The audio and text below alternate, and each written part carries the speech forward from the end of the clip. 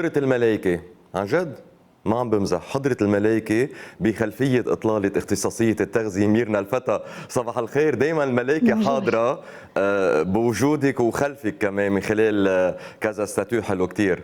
ميرسي كلك ذوق. ميرسي. ميرنا صباح الخير وأهلا وسهلا فيك. بونجور. اليوم موضوعنا حلو كتير ميرنا، وكنت عم بقول للمشاهدين قبل البريك في اوقات جرس انذار او اشاير جسمنا بيعطينا اياها نحن بنستلشق فيها، بس هي بتكون عم تدلنا على نقص بفيتامين معين، بمعدن معين. اوقات الكبد بيعطينا اشاره ما بننتبه له، بيكون كبدنا تعبان. سبحان مين خالق يعني انه هل الجسم كيف بيعطي اشارات مثل الكمبيوتر على السياره بيقول لك صار ناقص زيت او عندك عطل بالفرامات او الجسم كمان هيك، بس مشكلتنا ما بنعرف نقراهم واوقات بنطنش. اذا صار عطل بالسياره، مرت ماضي كنت عم فكر اذا صار عطل بالسياره دغري بنركض، او اذا تليفوننا بلش ما بعرف شو هيك يسطل دغري بنروح، بس نحن بنتكابر على اوجاعنا. جسمنا بيعطينا اشارات كثير، بنترك حالنا لنستوي على الاخر لنقصد الطبيب. 100% صح. وهون غلطنا على طول، بنوصل على اخر مراحل مش على طول في عنا طريق رجعه. دونك صحيح. حرام. كرمال هيك رح نبلش معك، يعني ناخذ منك نصائح ومعلومات على قصص معينه، كل اشاره شو بتعني، نقص باي معدن، خلل وظيفي باي عضو من اعضاء جسمنا. 100%. بدك يا علي نبلش بالشحم على الكبد؟ اكيد. وي، شحم على الكبد اجمالا اذا مننبش منلاقي معظم اللبنانيين بالاخص الرجال عندهم كميه شحم على الكبد عاليه. ليش؟ مثل ما انا في عندي دهن بيكون متكدس على بطني عم ببين انه عندي بطني شوي كبير بارز بطني، زيت البرانسيب عندي دهن جواني بيكون موجود. هيدا الدهن الجواني بيقعد على الكبد، بيقعد على المبيض عند النساء، بيقعد على المبولة، وبيأثر او على البروستات، بيأثر الشغل تبعهم اللي عم بيعملوه. أكتر شيء نحن بنحس فيه أو بنقدر نقيسه بشكل كتير بديهي هو الشحم على الكبد. نعم. ياما في أشخاص بتقلك أنا بضل تعبان، أنا بس اتغدى بحب نام لو 10 دقايق، وإذا ما نمت بتصير أعصابي مش منيحة، بصير بخانق اللي حواليا. ياما أشخاص بتقلك أنا وقاعد على السوفا عم بحضر حيلا شيء لو كان انتريسان، بغفى وبقوم كذا مرة.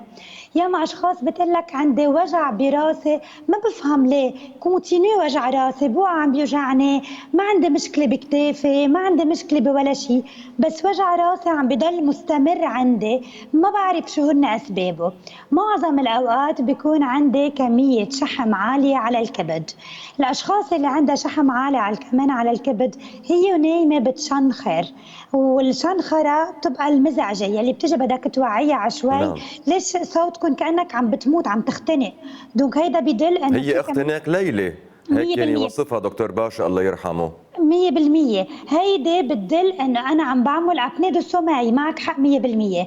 بس حتى قبل ما اوصل للابنيه دو سوماي عندي هيدا الالارم يلي بيقول انه انا كبدي فيه كميه عاليه من الفات. الابنيه دو سوماي يعني الفات خلص كبدي ملح، بلشوا حتى الزلعيم يصير فيهم عم بيعملوا، بلشوا البومو تبع يصير فيه حواليهم كميه عاليه من الكبد، من الدهن اللي موجود نعم. فيهم. دونك الشحم على الكبد، وجع راس، نعس مستمر بالنهار، لو بيصير لي نام كل الوقت بالاخص من بعد الغداء، هيدا بدل انه انا عندي شحم على الكبد. شو العلاج اللي بدي اعمله؟ اول شغله بدي اشيل من 5 ل 10 كيلو من وزني، او تحديدا من 5 ل 10% من الوزن الزايد تبعي. بمجرد ما انا شلت 2-3 كيلو رح احس صوت نفسي راح، رح احس انا ونايم ما عاد عم بزعج اللي حواليا، بعدنا عم نعم. شنخر بس ما عم بزعج اللي حواليا. بدي ركز على تناول الفجل، بدي ركز على تناول الارض شوكي، بدي اشرب كميات كبيره من المي، بدي اخذ كمان كميات لا بأس منها من الملفوف، وبدي اتجنب قد ما فيي اخذ كحول واخذ اكل يكون دسم. هيدا ابسط شيء بكون عم بعمله، بكون عم بجمع وزني ينقص وعم كتر من الارضشوكه، حتى لو ميه الارضشوكه عم كتر من الفجل وعم باكل كميات مثل ما لازم من الملفوف. نعم. قد ايه السكاكر او العسل بيلعب دوره بانه يعمل فلتراج للكبد ميرنا؟ المشكلة العسل كتير صحي، بس العسل فيه مادة الفركتوز. بحال أنا كان عندي مشكلة بكبدي، العسل منه الوقت المثالي لآخده. يعني اللي بيعرفني بيعرف قد ايه بجيد بقد ايه بيفيد العسل، وبخبر قد ايه كل العالم تاخد ملعقة عسل طويلة مناعتها الصبح على الريق. بس بهيدي الحالة نحن منخاف من الفواكه، منخاف من الحلو، لأنه بالأخير أنا هلأ دخلت ملعقة العسل، جسمي تنفترض منه عايزها بهيدي التكة، ما عملت رياضة، وين بده يخزنها؟ بده يخزنها على الكبد، ما صرفتها عملت فات على الكبد. دونك حتى الفواكه حتى السكر لو كان السكر الطبيعي بدي أجرب أتجنبه بهيدي الفترة إذا أنا عندي شحم على الكبد. نعم. إذا ما عندي شحم على الكبد بتمنى اخذ الملعقه بريفانسيون. طيب ميرنا، سؤال بعد عن الكبد قبل ما ننتقل لموضوع تاني. ممكن لما بيصير في عنا تكون الدهون على الكبد حاسة التذوق تلعب دور؟ يعني إذا شيء كافيين ما بقى نقبله، إذا الكول بنحس حالنا ما عم نقدر نشرب مثل ما كنا قبل، في هالإشارات ممكن يعطينا إياها؟ 100% بالمراحل المتقدمه من المرض كتير بيعطيني جسمي قصص بيعطيني اياها الارم. يعني بصير بس اشرب الكول بعبي، بصير بتضايق اكثر. هيدي بالمراحل المتقدمه. في بعض الاكلات بصير بحس بجوع كانه حديد بتمي، في بعض الاكلات بيعمل لها رجاء ما بقدر اكل بيض دغري بحسس بحكحك. نعم. بس هيدي بمرحله بكون كتير متقدمه، بكون صرت عم بحكي ما عم بحكي على دهون على الكبد، بصير عم بحكي على تشحم على صار الكبد كله كانه انتزع الكبد تبعي. نحن عم نحكي انا وياك ببدايات نعم. العلامات الصغيره اللي بيعطيني اياها جسمي نعم. ببدايه المرض. نعم. من الكبد لأي عضو آخر بجسم الإنسان بدنا ننتقل ونحكي ميرنا؟ فينا نحكي انا وياك مثلا عن نقص الفيتامين سي. هلا انا في كتير اخبار عبالي احكيها اليوم. رح بلش بنقص الفيتامين سي لانه رح احكي فيتامين سي والزنك دغري ضروري، والفيتامين نعم. بي 12 لانه هدول هلا مهمين لمناعتنا خاصة يعني مواجهة كورونا، لأن تسمع الناس هلا صار عندها إقبال، وما بعرف في يعني وثيقة توزعت، ما بعرف قد ايه صحتها، نسبوها لوزارة الصحة إنه الزنك كثير مهم حتى نقدر نعمل هيدي البريكوشن للكورونا فيروس. في حال التقطنا هيدا الفيروس يمكن يجي خفيف علينا. بانتظار تتحسن وضع الكونكشن عند ميرنا الفتى. أول مرة بتصير معنا هيك ميرنا نهار أحد. إذا كنا عم نحكي مع ميرنا الفتى عن جرس إنذار بيعطينا إياه الجسم. حكيت عن الكبد، شو هي الأشاير اللي بيعطيها ليقول إنه في يعني دهون عم تتكون حول الكبد، وبالتالي نصحت بالفجل، نصحت بالأرضشوكة رجعت عم بسمعك يا الي. اوكي عظيم. كنت عم ذكر المشاهدين ليرجع الاتصال معك. تفضلي. بصراحه رحت الكهرباء سوري. ولا يهمك ولا يهمك. ليه صارت ما صارت 10. كنت عم بقول وثيقه توزعت وتعممت، يعني انا وصلتني عبر الواتساب من وزاره الصحه، على اساس ما بعرف قد ايه صحتها، بدنا نسال اطباء معينين عن عده. ايه يعني والزنك هو بيناتهم وعم يستعمل كدعم لعلاج الكورونا فيروس.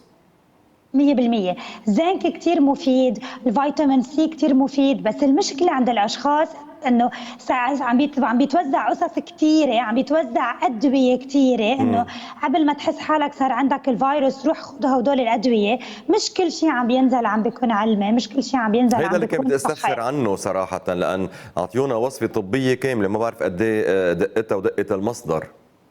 لا أفضل، لا أفضل بس يكون عندي حيلا مشكلة راجع طبيب العيلة، راجع طبيب المختص عنا، مش أسمع على السوشيال ميديا عم بياخدوا تنفترض هيدا نوع الدواء، هيدا نوع الدواء عم بيساعدهم.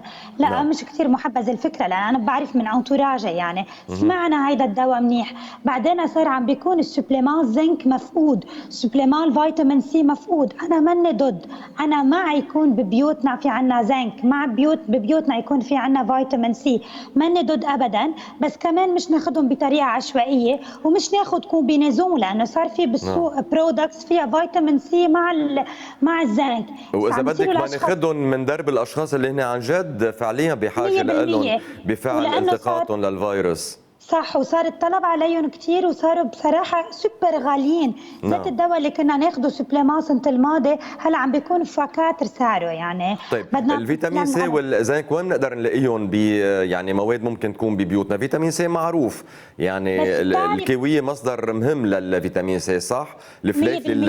الملونة، الفلافل صح، الحلوة، الحمراء الفليفلة الحلوة، والأورانج. الحوامض كلها أكيد. معظم البهارات بتساعد جسمي لحتى يمتص زيادة الفيتامين سي، بس للأسف يا علي الفيتامين سي عمره كتير قصير، يعني ما فيني أحكي إنه أنا بدي فيتامين سي بعصر مثلا تنفترض أو بجيب حامض بخزن كمية كبيرة من الحامض وبحطهم بالبراد، أو اوكي. بعصر الحامض الفيتامين سي بيموت بس يشوف النار. الفيتامين سي عمره قصير بالبراد، يعني ممنوع أعصر وحط بالبراد. اها. هيدي من الأغلاط اللي فريش بتصير. افضل. 100% فريش، ودغري ماكسيمم 10 دقائق ربع ساعة اشرب الجوس اللي أنا عملته إذا بدي. ذات الشيء إذا عم بعمل تبولة مش بعصر الحامض، بحط جات التبولة بالبراد، يمكن بعد ساعة أرجع أجبل التبولة، بخسر كثير من الفيتامين سي اللي فيها. اها. بعدين جسمي بيعطيني الارم انه انا عندي نقص بالفيتامين سي. اول شيء بيعطيني قلق، ما بنام منيح بالليل، جرحي بس انجرح بطول لحتى اشفي من جرحي، يعني كيف مريض السكري بنقول له انت بتطول لتشفي من جروحك، ذات الشيء اللي عنده نقص بالفيتامين سي. نحن وعم نفرش اسناننا لسه بتصير تكب كميه شويه من الدم، بصير كل ما عم فرش اسناني عم بخسر من الدم. نعم. هيدا دليل يا انا في عندي كاري دانتير كتار، يا عندي سوس مش سوس سوري كاري، يعني عندي لازم نظف اسناني، او انا في عندي نقص بالفيتامين سي، يعني على الارجح بيكون نقص بالفيتامين سي. وبدي اعرف شغله ديزو، انا اليوم عامله سبانغ ورز للبيت بحجه انه السبانغ كثير مفيده وفيها كميه عاليه من الحامض اللي عم بحطه بالطبخ مع النار انا نصه ما استفدت من الفيتامين سي. بتمنى اذا بحط حامض على النار برجع بعصر فوق صحنه حامضه تقريبا، هيك بيكون جسمي عم بيمتص اكثر. مشكلتنا كتير بناخد فيتامين سي باكلنا، بس مش كله عم بيكون تري بيان ابسوربي، يعني اسمي عم باخد فيتامين سي بس جسمي ما عم بيمتصه مثل ما لازم لانه خسرته. طيب فاذا اللي بيستغل، مش استغلال هي القصه، بالعكس يعني بيكون ذكي عم بيستفيد، بيعملوا ليمون الحامض، بيعصروا صاروا عم بيحطوهم بجبرير الثلج كيوبز او انا وبيحلوهم بالثلاجه. هون شو عم بيفقدوا كمان نفس الخصائص اللي عم تحكي عنها ميرنا؟ عم بيفقدوا نص خصائص الفيتامين سي الفريش اللي موجود بقلب الحامض. انا من الاشخاص اللي بعمل مثلهم، انا كمان بحب احافظ على الحامض بهيدي الطريقه ببيتي، بس بعرف حالي اني عم بخسر كثير من فوائده. بقدر استعملهم مثلا اذا اعتزت شيء بالطبخ، بقدر استعملهم اذا حبيت اشرب شي كبايه مسقع دخلهم 2 كيوبز منهم، مش غلط ابدا، بس انا هون عارفه حالي مش هون عم بنبش على مصدر الفيتامين سي. ساعة اللي بدي اياه هون تنفترض عم بعمل الطبخة حطيت 7 8 كيوبز منهم، بدي اعرف انا بس خلص الطبخة بدي ارجع اعصر عصرة حامض فوقهم تكون عم باخذ من الفيتامين سي الفريش تبعي. بس قولي هيك شو الحامض عملت؟ اليوم ما عم بيعصر. هلا غير موضوع، يعني سعره ب 9000 الكيلو ما بيعصر، يعني بدك تعملي المستحيل، بينزل لب مثل منه، ما بينزل زوم الحامض. ساعتها موسم فليفله بنستفيد من الفليفله، موسم حر بنستفيد من الحر. بنجرب نحن نعمل رب الحر ببيتنا كمان، بيكون فيه كميه فيتامين سي. مثل ما قلت رح اخسر من الفيتامين سي، بس اذا بجمع شوي من هون شوي من هون شوي من هون ضلني اخذ البزوان تبعي. وبنتبه كمان ما بدنا ناخذ كميات عاليه، قلنا انه منيح الفيتامين سي، مش كون عم بركز بالفيتامين سي ببيتي بلس عم باخذ سبليمان كميه عاليه مع بعضهم، ممكن يعملوا لي مشاكل بالكلاوي. نحن نعم. بغنى عنهم يعني. بس ميرنا، يعني الفارماسيان بتقلك او بيقلك، ممكن يكون شاب او 100%. انه 1000 ملي جرام، وبينكتب عليه انه بيتاخذ قرص واحد 1000 ملي جرام مسموح بالنهار مش اكثر. صح. مالوريزما الاشخاص اللي عم بتلاقيها فيها عم بياخدوا مرات ما بعرف وين قاريين انه لازم ياخدوا 5، يعني عم بياخدوا 5 اقراص بالنهار، او عم بيعملوا كومبينيزون بين البيلز اللي بتاخدهم، بين حبوب، بين قصص بتاخدها مثل العلكه يكون فيها فيتامين سي، نعم. وبين الافرفيسان اللي بناخدهم. فانتبهوا يا جماعه، مش لانه قرينا 5 لازم ضلني اخدهم لاخد ال 5000. دونك افير اتونسيون على هالشغله. نعم. انا مثل ما بعرف انه العرف هو 1000 العدل بالنهار. 100%. وانا مثلك، انا كمان مع المدرسه اللي بتقول الف، يعني نعم. قرص واحد بالنهار، وباخذ الفيتامين سي اللي لازم اخده باكله. بس انتبه، مش قول انا عم باخذ فيتامين سي، نعرف كيف نكون عم ندخل الفيتامين سي. نعم. ميرنا، شو بعد عنا يعني أفكار نقدر نعطيها للمشاهدين لنلفت لهم انتباههم على أجسامهم اللي عم تلفت لهم انتباههم على أمور معينة ما عم ناخدها على محمل الجد؟ رح احكي لي بعد عن الزنك. يعني نحن مرات بحس حالي ما عندي شهية، بحس حالي عم بلقط رشح بسهولة، عم بحس يعني عم بسخن، مش يعني عم بسخن بالجهاز التنفسي تبعي بشكل زيادة عن اللزوم. نعم. عندي تعب جسدي وعندي تعب ذهني كمان، مش بس تعب جسدي. عم بعمل ديزابيزود ديبرسيون. هيدا دليل انه انا عم بشوف تاش بلانش على جسمي، هيك تاشات صغيره بيضة. وياما اشخاص بنشوفهم عندهم هدول التاشات، بقول لك انا يمكن ما بشرب مي منيح. مش نعم. قصة بس ما بشرب مي منيح، بدي انتبه انه هدول الاشخاص فيكون هيدا دليل انه انتم عندكم نقص بالفيتامين، عندكم نقص بالزنك. حتى بتحس الاشخاص اللي في عندها نقص بالزنك عندها شحوب بالبشرة. نعم. ننتبه، زنك مش بس خصه بالمناعة، زنك خصه بيساعدني تيرجلج الأنسولين بالجسم. إذا أنا عندي زنك قليل يعني عندي هرمون أنسولين منه كتير منيح، يعني أنا عندي ريزيستانس على الأنسولين، عرضة أكثر من غيري للسكري. الزنك عادة فيه ماتير أساسية تتساعدني لحتى جسمي يفبرك اللانفوسيتي هن يلي بيهجموا على الفيروس وبيقتلوه. نعم. الزنك بيساعدني جسمي يلائم الجروح تصح بسرعة. وين بلاقي أنا الزنك بشكل وفير لياخد البزوان تبعي؟ منلاقي الزنك كتير بثمار البحر، منلاقي الزنك باللحمة، منلاقي الزنك بالكاجو، منلاقي الزنك بالعدس، بالصنوبر، بالحمص، بقصبة الدجاج. ما تقربي على علما الصنوبر، الكيلو ب 500,000. فالمشكلة انه شو ما عم نقول صح عم بيكون في مشكلة بمبيله. بس مثلا الحمص بجنن، العدس بجنن، اللحمة بتجنن للزنك، ثمار البحر بجننوا. وبدي الفت نظر شغلة وحدة، قصبة الدجاج بتعطيني سورس كتير كبيرة للزنك.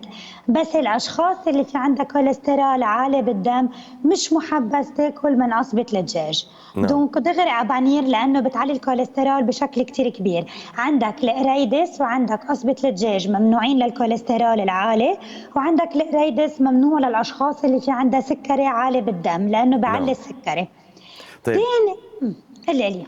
لا، كنت بدي اقول لك انه الاشارات اللي بيعطيها الجسم لنقص بهيدي المعادن، هلا بتمرق اشاره هيك مرور الكرام ولا بيكون فيها تكرار متواصل؟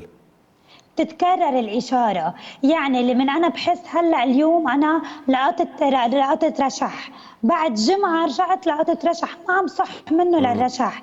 اللي من أنا عم بحس حالي عن تعبانة، ما عم بقدر أقوم أعمل نشاطات الفكرية مثل ما لازم، عم بحس ممارتي قصيرة، عم بحس جسديا عم ضلني تعبانة. هودول سوسون دي سيني نبش، يعني التعب الجسدي بقول دغري ممكن يكون عندي نقص بالحديد، منا كارثة بعالج الحديد. تعب جسدي ممكن أقول يكون عندي نقص بالفيتامين دي، بس جسدي وذهني مع بعضهم دغري بدي أفكر بالزنك. طيب مين اللي بينقصوا بشكل مستمر الزنك؟ نعم. مثلا الاشخاص اللي بياخذوا ادويه مزمنه عندهم مشاكل بالزنك اكثر من غيرهم. الاشخاص اللي عاملين عمليات تصغير معده مثل سورتو الباي باس بعد اكثر من السليف، هن جسمهم ما بيمتص الزنك مثل ما لازم، مفروض ياخذوا بشكل ريجوليه كميه من الزنك بالاكل او حتى سبليمون، وينتبهوا لهول الالارمات اللي عم بيعطيهم جسمهم. نعم. ميرنا، نحن وصلنا لنهاية لقائنا معك اليوم. إذا في هيك من نصيحة أو توصية بتتركيها للمشاهدين كاختصاصية تغذية، شو بتقولي لهم؟ اللي بدي اقول لهم اياه انا، ما تستخفوا بولا ثانيه بيعطيكم اياه جسمكم. على طول جسمنا بيعرف، يعني نحن لو بنرد على جسمنا ما كان في حدا عنده وزن زايد. لو نحن بنرد على جسمنا كنا بناكل صح، بنعرف على شو عم بيعمل رجاء جسمي، شو ممنوع اكله وشو مسموح اكل منه. فردوا كثير قد ما فيكم على جسمكم، قد ما فيكم حاليا كله صح، كله قصص قد ما فينا ناتورال، ونرجع للطريقه بلوز الكلاسيكيه اللي بنطبخ فيها. ما كثير نتفزلك حاليا، ما نفوت كثير بالكريم فريش، سورتو نحن من المناطق اللي مش مطلوب منا نظهر من بيوتنا بهيدي نعم. الفتره، دونك صحيح. نقعد هيدا الاسبوع ببيتنا مثل ما لازم، نجرب ناكل بشكل كثير صحي، قد ما فينا نبعد عن حالنا. يمكن ما نقدر نبعد المرض، بس نبعد الكومبليكاسيون والإفي سكونداري اللي ممكن يعملنا اياهم على المدى البعيد. ميرنا الفتى، بدي اقول لك ميرسي على اطلالتك اليوم. يعني بتصور جاوبتينا على السؤال، قلتي ما لازم نظهر من بيوتنا. كنت بدي اسالك الغدا بالبيت ولا برات البيت؟ واذا كان بالبيت شو طابخه اليوم؟ اعطينا افكار. طبعا اليوم الغدا بالبيت، اليوم عاملين دجاج مشوي وتبوله وباذنجان بطحينه. وما تفضلوا. تنسي الحامض بتحطيه قبل ما بدك تخلطي التبوله، اوكي؟ 100%، وكتر الحامض على الباذنجان بطحينه، بنستفيد كمان من كمان الحامض. كمان. وي. والباذنجان قلنا بيساعد على تنزيل مستوى اذا كان كوليسترول. السيء.